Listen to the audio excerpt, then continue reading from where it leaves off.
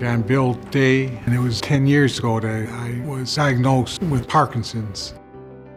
And I noticed it because when I was walking or jogging, my left hand was not in sync with my regular movements. I was concerned because I was taking more medicine. My disease was progressing at a very rapid rate.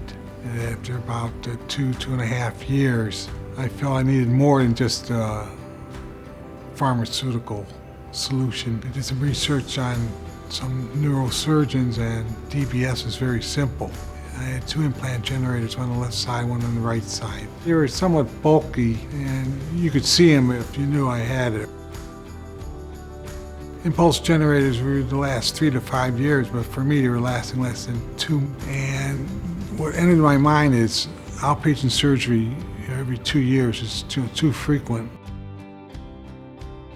One of the worst experiences in my life when the battery was at EOS, it was end of service, and all my symptoms of Parkinson started returning. So that's when I decided, okay, it's time to explore a change. That led me toward research, and I found Vercise.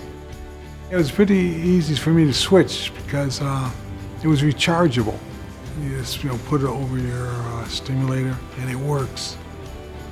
And I do feel like a new man. When the children were born, I could not even hold my grandkids in my arms because of the Parkinson's. And he'd ask me to walk around the block, and I can't do that. With the previous system, I felt limited. Sometimes girls would ask me, "Grandpa, will you do this with us?" And I'd say, "Oh, I don't know." I was very reluctant. But with Vercise, the new system has given me more time that I can spend with the grandkids, just to see them laughing, smiling. They're really enjoying life, and so am I. And that's a joy that's indescribable.